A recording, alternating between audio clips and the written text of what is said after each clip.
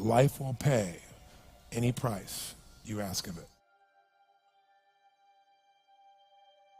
Who here has ever failed? Who's here has failed miserably at something you wanted to achieve? Say I. Who's done this more than once? Say I. When you failed, why did you fail?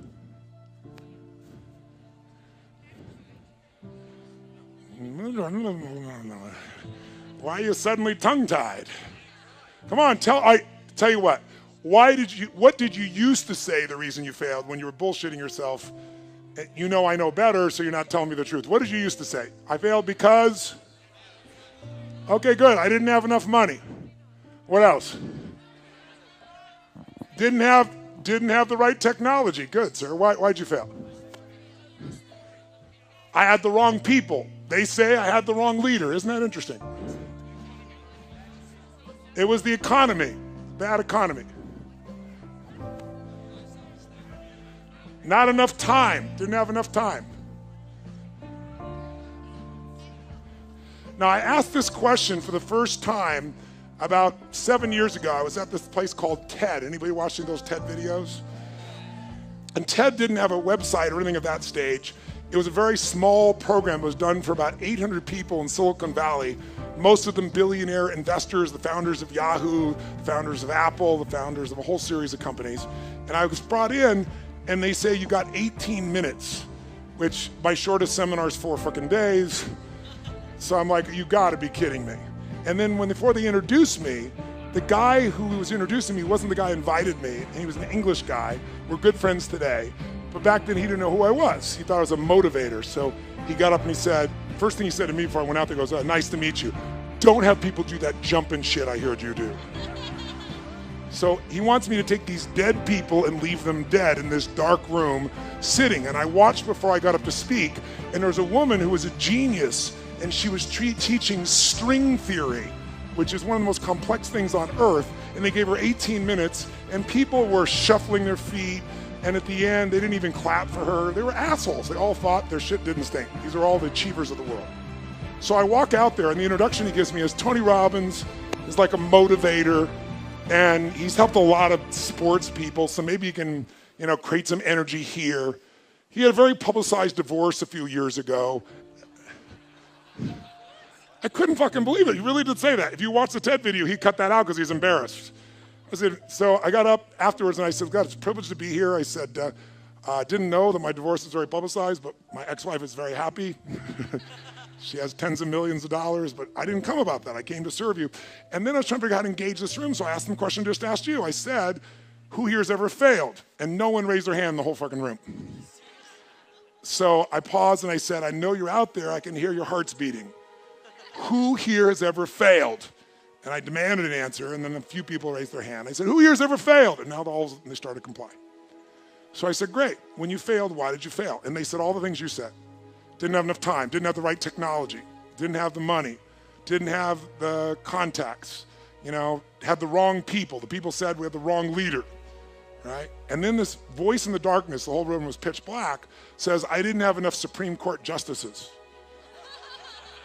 And I look down, and it's Vice President Al Gore, who you probably don't know much about American politics, but he and Bush Jr., they tied, basically, and it had to go to our Supreme Court to decide who's going to be it, and he lost. And when he said that, we were in Northern California, which is all Democrats, would have been supporters of his. They all stood up and gave him a standing ovation when he said this. And when they stopped the standing ovation, I said, that's one way to try to explain why you didn't become president of the United States. But I wouldn't say it's an accurate one. And there was this pause, like, what the fuck is he about to say? And I said, because let's just do this logically. Everything you people have told me, I didn't have the technology, I didn't have the right contacts, I didn't have the time, I didn't have money. Everything you've told me, I didn't have enough Supreme Court justices, those are resources.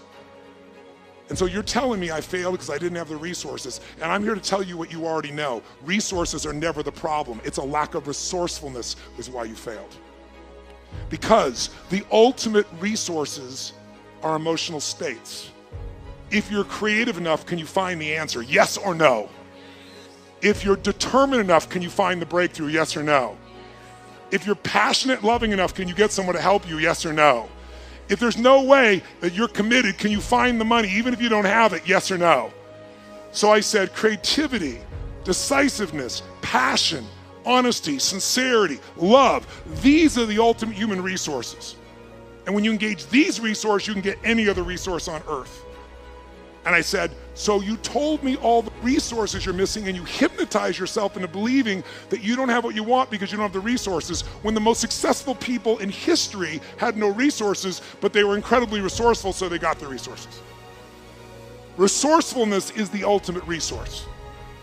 And if you don't have what you want, stop telling yourself the story because you don't have the money, you don't have the time. That's bullshit. It's because you haven't committed yourself where you would burn your boats. If you want to take the fucking island, burn your fucking boats, and you will take the island, because people, when they're going to either die or succeed, tend to succeed. But most of us give ourselves a way out, and that's why we don't have what we want. So if you and I really want to know what's going to take to get your dream and make it real, it's to stop all the things you've told yourself that aren't. And I'm here to tell you what I said at the top of our discussion. 80% of success is psychology and 20% is mechanics. That's true of running your business. That's true of your intimate relationship. That's true of your body. That's true in your level of happiness. So you got to know the 20% because that gives you the edge, right? Those strategies, but you got to know the psychology. If you're in business right now, there's a few things. The chokehold, since, again, how many own a business? So I'm real clear. Really do own a business. You're not thinking about it, you own one. Raise your hand so I can see. Shit, most of you, I'm impressed. So if you own your business, I'll tell you right now, the chokehold on the growth of your business is you. It is not your people. It is the leader of this organization. The leader is the chokehold, and the chokehold comes in one of two forms. Your psychology. You think you've tried everything. You've tried everything but what fucking works. Who knows what I'm talking about here, right? Or it's a skill that you're missing. Like you really are incredible at writing code, but you don't know shit about accounting and finance, and it's eating your business alive. Because I gotta tell you, 96% of all businesses in a 10-year period of time go under. Only 4% make it. By the way, make it doesn't mean that you succeed and have any money. It just means you're still standing. 4%. And by the way, after 10 years, you're set, right? There's no more challenges. Ever heard of a company called Lehman Brothers? Right? 100-year-old company. If you took their gross revenues and added them up, it'd be $1 trillion over the decades. $1 trillion with a T, and they're no longer here. That's how competitive the world is today. So if you got in a business and you're in it right now, I love you, I respect you as a brother or sister, and I know you're a crazy son of a bitch just like me. You have to be. Who gets in a sport where the longer you play, the more likely you die? You're a gladiator if you're in business. A gladiator goes out there and they know every time I go out, I can die. And the longer I stay in the game, the more likely I die. But every day they go out to win. That takes an incredible psychology. But in that psychology, we bump onto limits, and that's what you got to shift. And if your psychology is solid, then you got to say, where are the skills I'm missing? Because that's equally important. If you don't know how to market in the world we're in today, if you don't know the cutting edge of marketing, I'm only here today. I have the privilege to be with you here. How many of you are in this room because you listened to an audio, you read a book, or a friend? Let me separate. How many are here because you read an audio, read a book, or listened to an audio, and that created the basis for you to want to be here? How many are here because somebody told you, you got to go see this guy? Let me see your hands. You saw that. Let me see your hands nice and high so you can look around the room. So about 85% of the room. I created a brand, and that's why I have the privilege to serve you. But that brand came because I realized early in my career, I could have the best ideas in the world, but they're going to die on my lips unless I can market them, unless I can build a brand. It is the most important thing today because the world is made up of commodities. The world is so competitive. If you're a commodity, if you're a race to the lowest price, you will be out of business within 10 years, probably more like 2 to 5. You have to have something that separates you from everybody else on earth, and until you find out that something, you will be stressed and you will be struggling. But everybody has it, or anybody can create it. That's my expertise. My companies, I started with 0. We do more than 5 billion with a B per year, my companies, combined.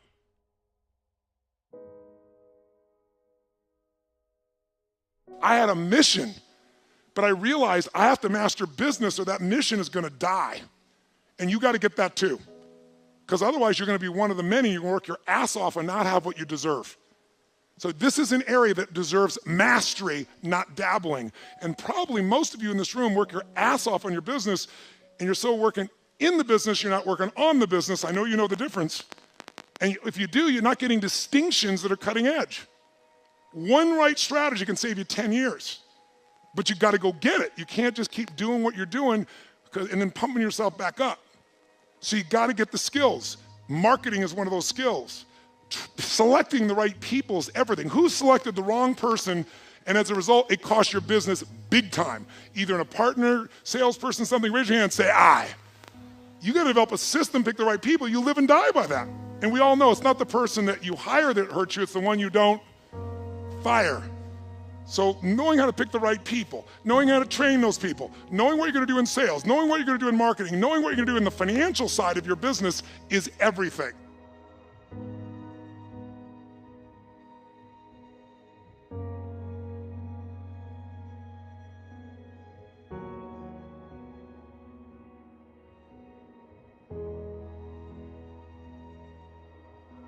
A breakthrough is a moment in time. That's what it is. It's a moment in time.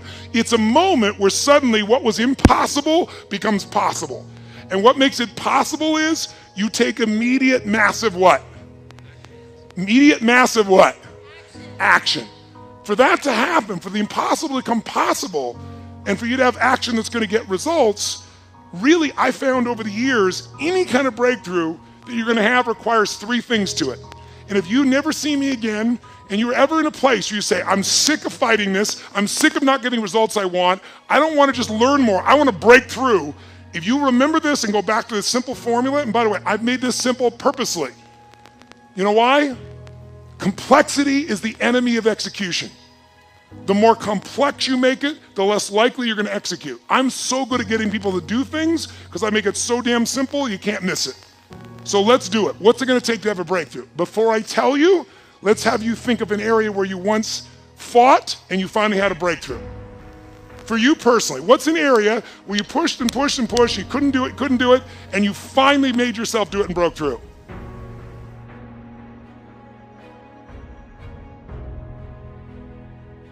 I'm going to show you the three things you need for a breakthrough. Any one of the three can do it, all three of them together, you will absolutely break through.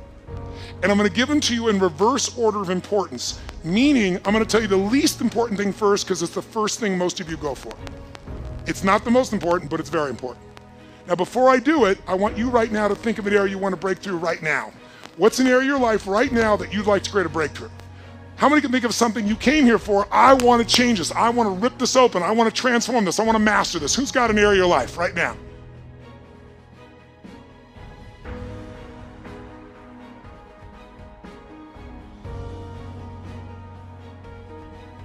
Three keys to a breakthrough. Think of the area you want to have a breakthrough in right now. Your body, your money, your relationships, your career, your business, your joy, your happiness, and let's look at what your choices are.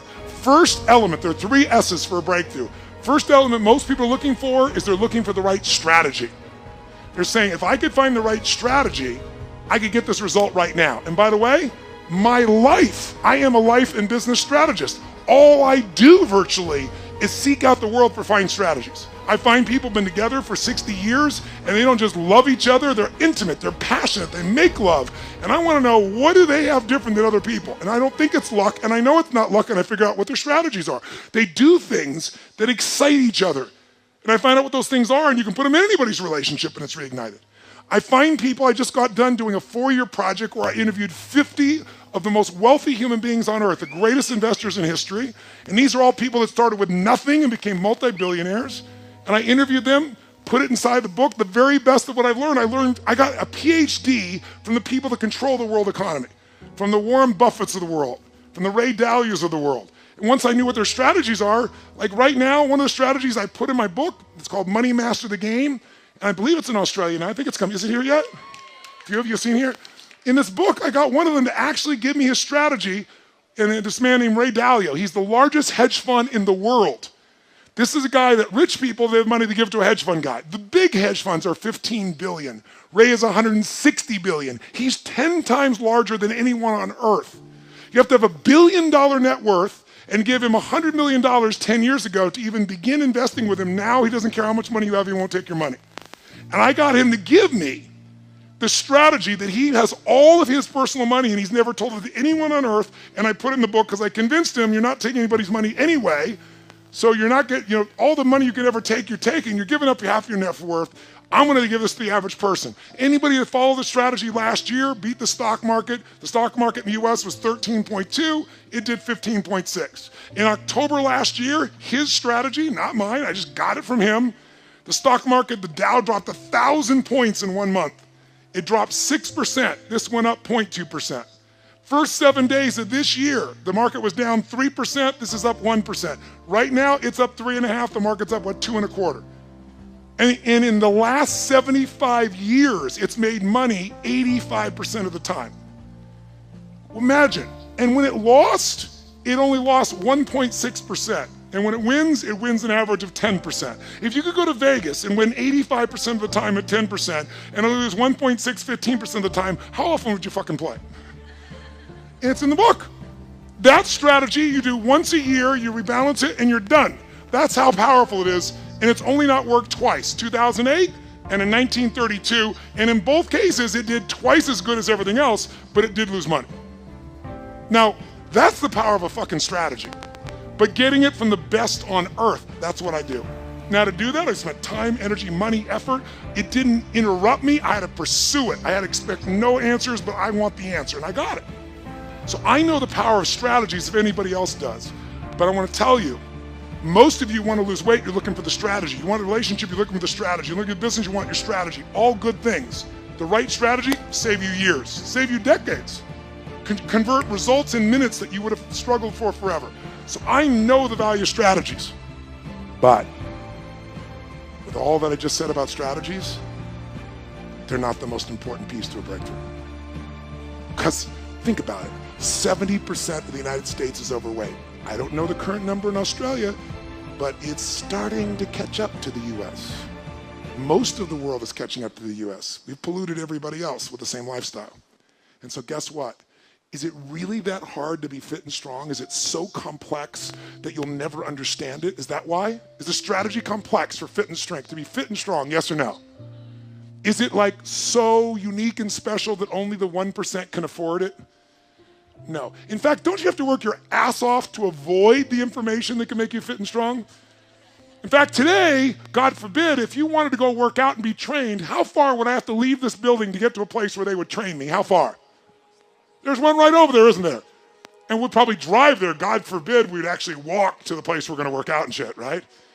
And oh, by the way, you don't have to do that. Now you can take out your phone or your iPad right now and download 10 books. We're living in a world where the strategies are all around you. So strategy may be your problem. Often it is, but more often you're missing the number 2 thing you need, and that is the right story.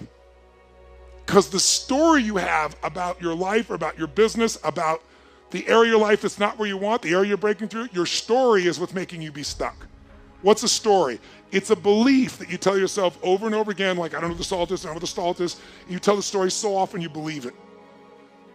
A man once said, you tell a lie big enough, loud enough, and long enough, sooner or later people will believe you. Who said that? Hitler. And most of us are Hitler in our own minds. We convince ourselves of challenges. So when a person says, well, I've tried, someone who hasn't lost weight, they'll say, I've tried.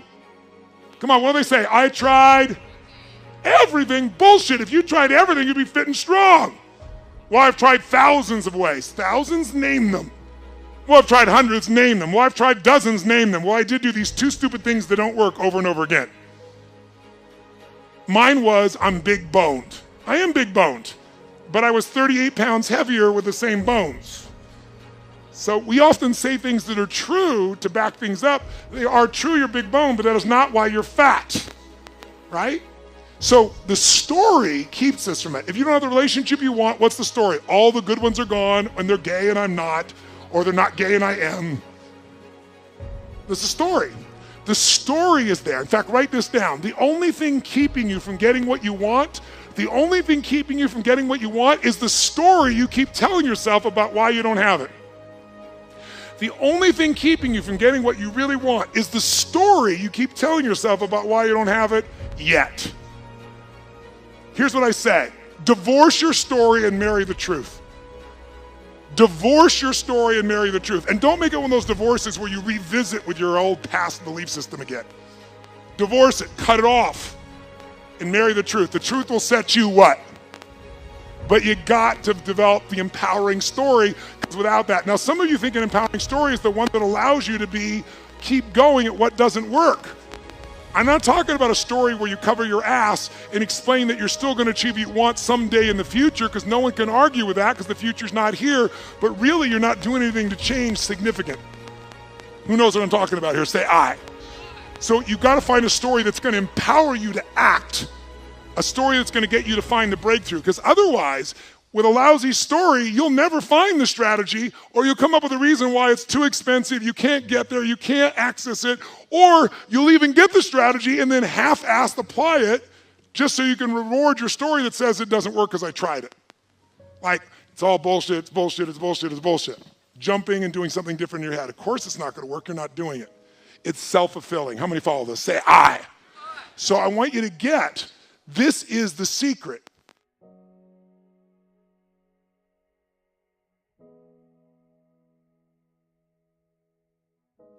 If you want to grow a business, I can teach you a million strategies that will change you overnight. And if I get you to use a strategy and grow your business 30% like that, you are going to get so excited that your story about your business will change, won't it?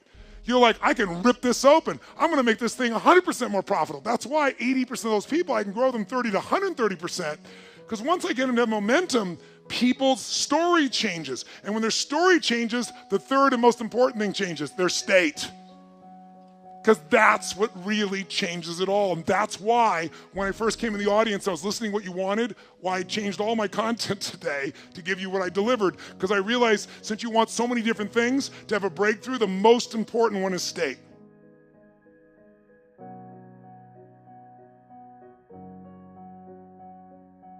What are the things that are must for you versus shoulds? So let me tell you this. We said to have an extraordinary life, you got to have an extraordinary psychology, right? Extraordinary psychology means you got to live in an extraordinary state. To be in an extraordinary state, you got to condition your nervous system, your body, your physiology and focus to be at their best. Do you agree with this? Yes or no? Then to do that, though, you can do that. Why doesn't everybody? Not because you can't. We all have the ability. It's because of our standards. I remember a time early in my career, I was about 24, and I went to do a seminar in Boston. And in those days, a big seminar for me was like 125 people. And it was a 3-day seminar, and we worked around the clock, and people made such extraordinary changes in their life. And at the end of it, I was feeling so fulfilled. I was thinking, my God, I'm 24, maybe 25 at the time, and I am so happy because I have found my mission in life. I'm doing what I love. It's making a difference in people's lives. This is extraordinary. So we finished about midnight on the Sunday night. And around midnight, I'm still wound up, so I don't feel like going to bed. So I decided, okay, let me take a walk here, and I decided to go through Copley Square. If you've been through Copley Square, it's a pretty neat place. Because in Copley Square, you can look up and you can see buildings that were here before we were known as the United States, and beside them you see skyscrapers that are new. It's a pretty cool place. So I'm walking around midnight on Sunday night. There's nobody in Copley Square midnight on Sunday night. And I'm walking along, and I see this guy in the distance, and he's kind of stumbling back and forth between the gutter and the sidewalk. He's got a long trench coat on, his head's down like this. He's holding a brown bag, and I can start to smell him even before I get there, and I'm thinking, this guy's obviously drunk. And as I started to get closer, I thought, I bet he's going to beg me for some money. And sure enough, whatever you focus on life tends to happen, doesn't it? So sure enough, he gets real close to me, and I thought all of a sudden he wasn't going to do it, and all of a sudden he popped his head up. It was really weird. Mister! He had this really bizarre looking sounding voice. I went, Mister, could you loan me a quarter? And I thought, do I want to reward this behavior? And then I thought, I don't want him to suffer. Do you have this dilemma sometimes? Like, I'm not here to judge. So years ago, I finally decided I always just give. Even if the person's pulling a scam, that's for them to deal with. If I have the ability, then I give. And so I thought, but could I teach him something? So I asked him a question back. I said, is that all you want is a quarter? So he goes, yeah, just 1 quarter. 1 quarter changed my whole life. 1 quarter. I said, really? He said, yeah, 1 quarter. So I reached in my pocket, and I pulled out my money clip, And in those days I was very young, just starting to succeed. And my original mentor was a man named Jim Rohn. I don't know, how many have heard of Jim Rohn? Anybody? Yeah, he's a great guy. And Jim told me, he said, Tony, look, you've come from a poor background, you got a poor psychology, you got to change it. He said, you don't have any money, so pretend you do. He said, start training your brain, condition it. He said, go save all your money, get $300 bills and put them on the outside of your money clip, even though you only have $5 in between them. So every time you put it out, you'll see that, you'll feel inspired, you'll feel better. He said, and you'll feel better, you'll do better. So I was like, okay. So I did. So I pulled my money clip, and sure enough, I got $300 bills in. I made sure he saw the bills. So I'm tearing through that, right? Looking in between there, see if I can find some change. But I made sure he saw it. Sure enough, he's looking at the $100 bills, checking it out. I find the quarter, I pull it out, take the money, put it in my pocket. I notice he's watching my hand going into the pocket. I took the quarter and I looked at him and I said, sir, life will pay any price you ask of it. And I gave him the quarter. And then something really interesting happened. He took the quarter. He looked at the quarter. He looked at me. He looked at my pocket. He looked back at the quarter, looked at me, looked at my pocket, looked at me again, looked at the quarter, looked at my pocket, looked back at me and said, you're weird.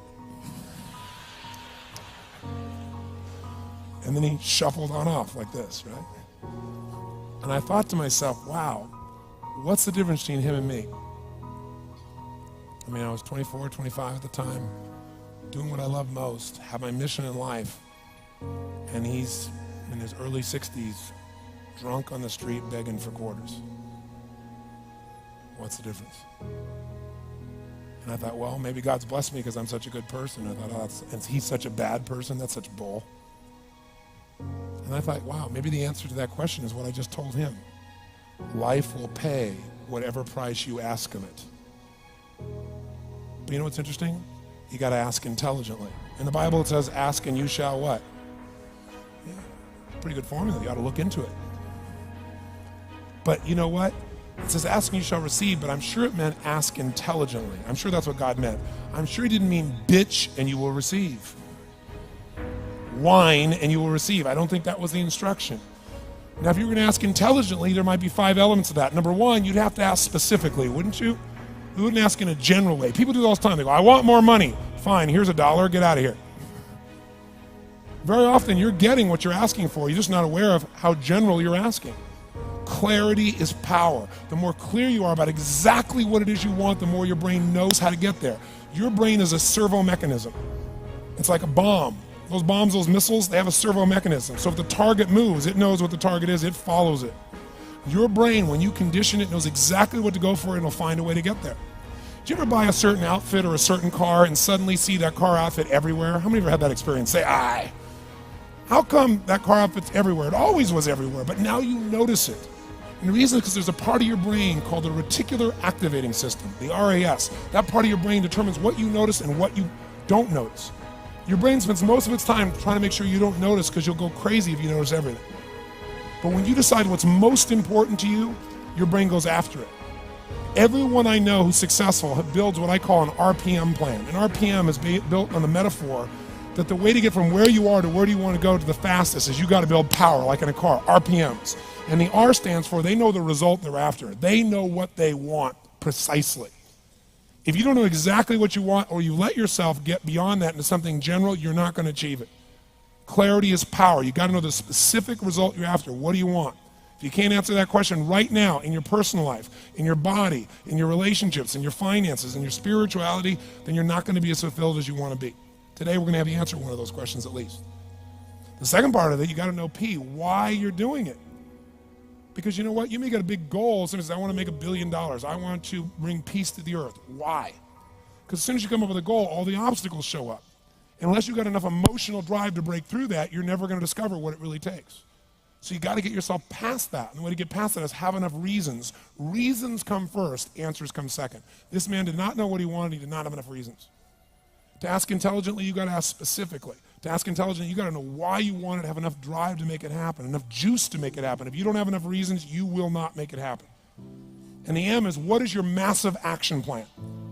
What is going to get you to actually fall through? Because the first plan's not going to work and the second plan's going to work, so you better have enough plans that if the first two don't work, you still got something else. Otherwise, you're going to be having excuses why it didn't work.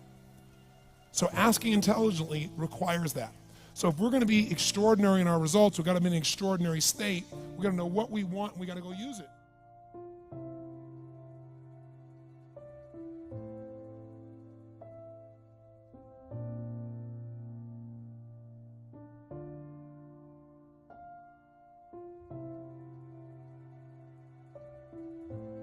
One skill you want to master in this day and age that we live in, if you want to have an extraordinary life, it's the ability to learn rapidly.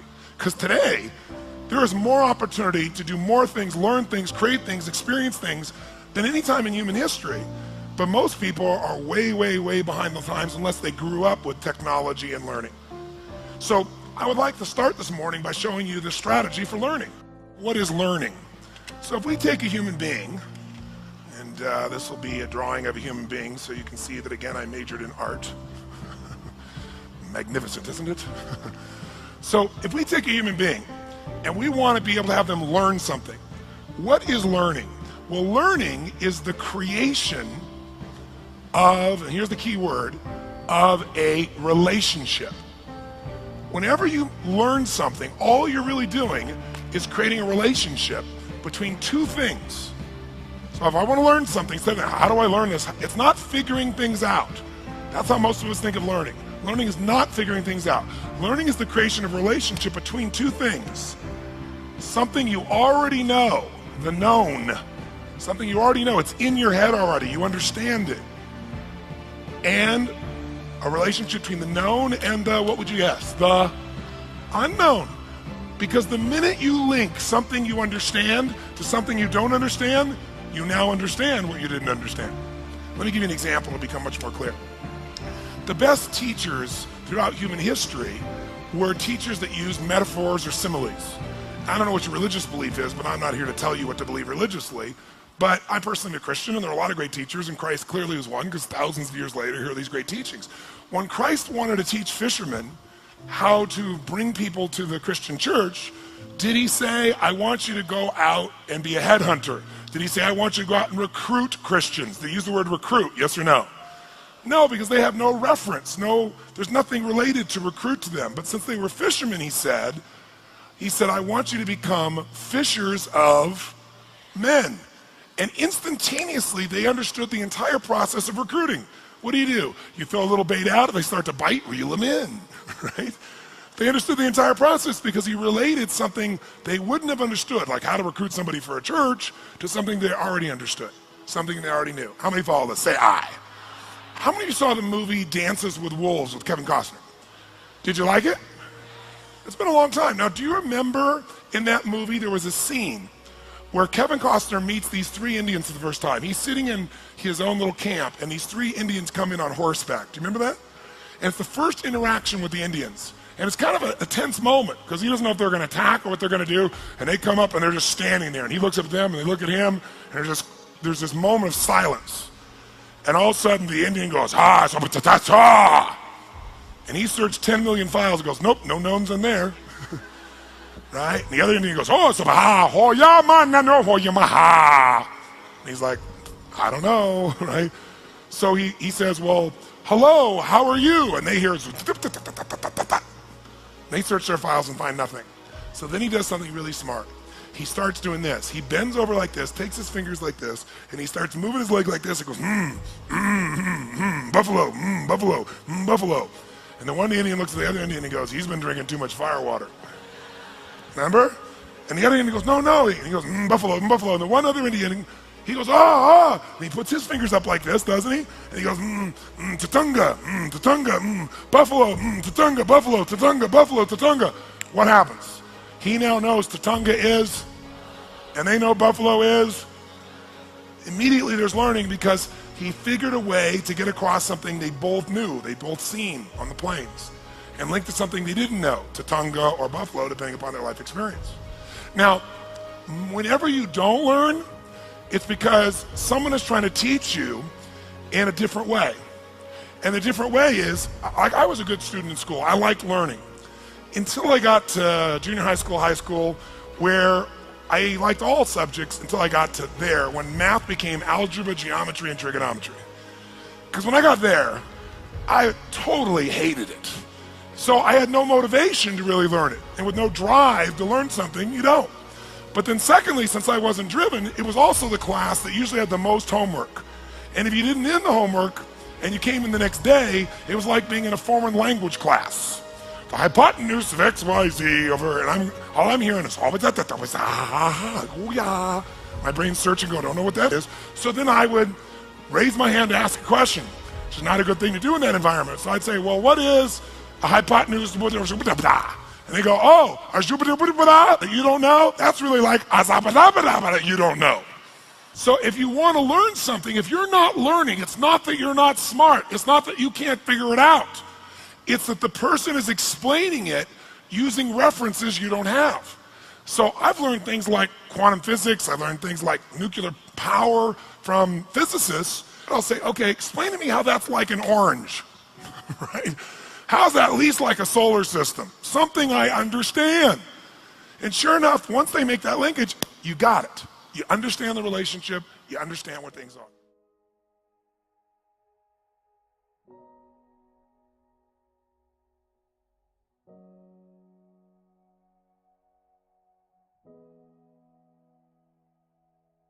A strategy is nothing but a specific way of organizing your resources. It's a specific, underline specific, it's very important, it's a specific, it isn't general. A very specific way of organizing your resources in order to, keyword, consistently get a very specific result.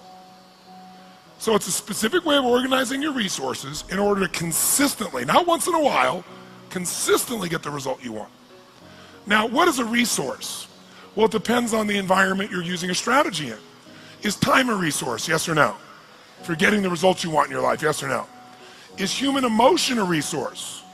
Yes, if you use anger, are you going to get different results than if you use joy? Is your physiology a resource for creating that emotion, yes or no?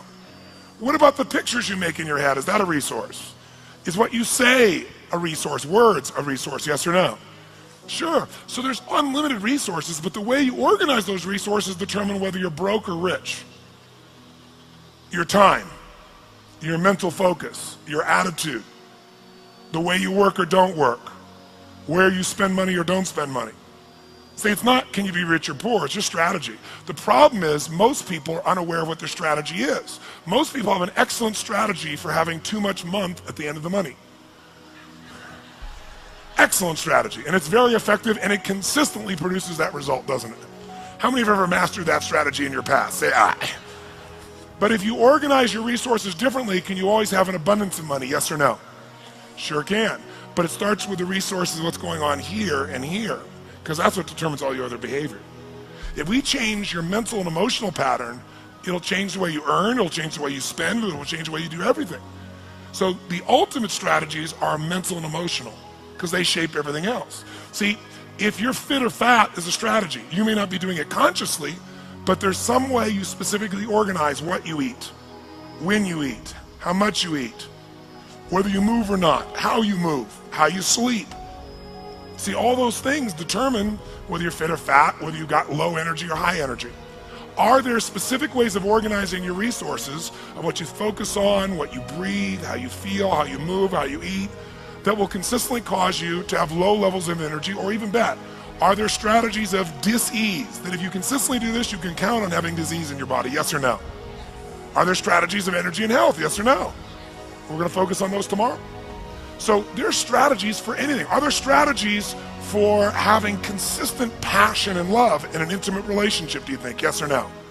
And are there strategies that'll cause you to constantly be pissed off or sad? Yes, focusing on yourself as a focus tool is an example. Using your body in a certain way, thinking about things in a certain way. So anything you've ever done, almost everyone in this room, who here has ever had a relationship for some period of time, even a day, where it was magnificently fulfilling and exciting for you and the other person? Say aye. Then you have a strategy, and you think it's time that changes, but it's not, it's your strategy. So the secret this morning is identifying what is it that you do when you succeed, and then doing just that when you want to succeed each time. It's like once you know the buttons, you hit those buttons and can make it happen.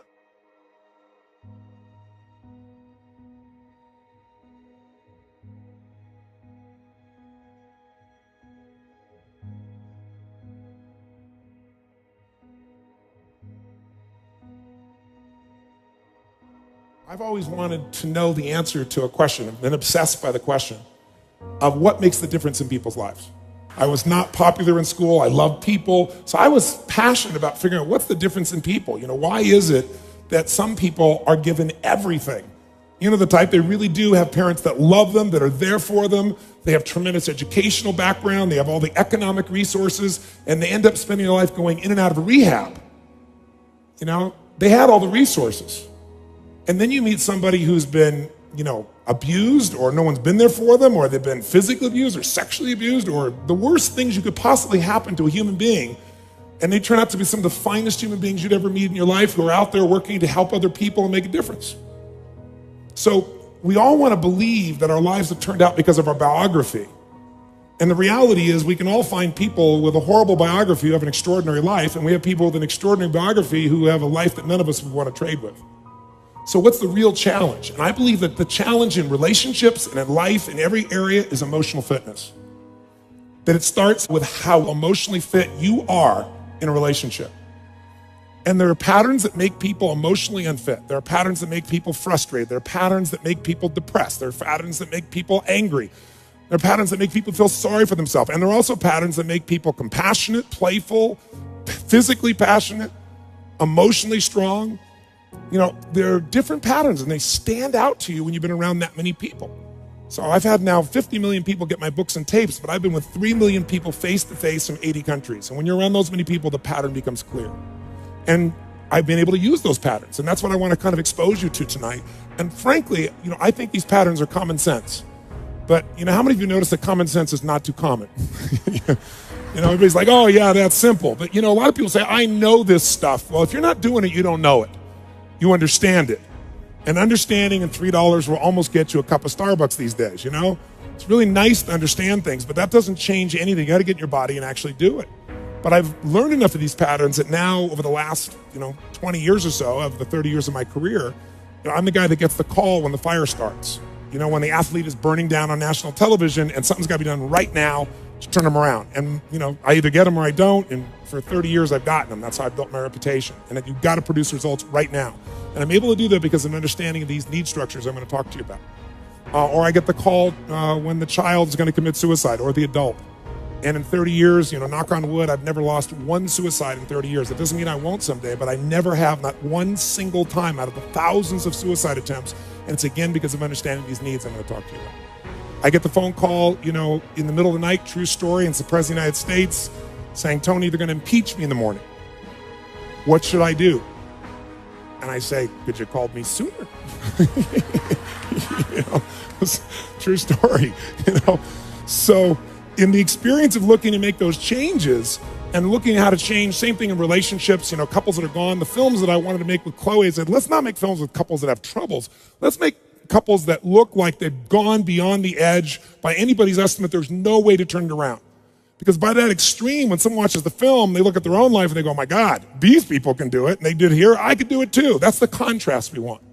But the basis of all that I do comes down to knowing that the difference in your life, your relationship, your physical life, your emotional life, any aspect of your life comes down to this sense of psychological strength or emotional fitness.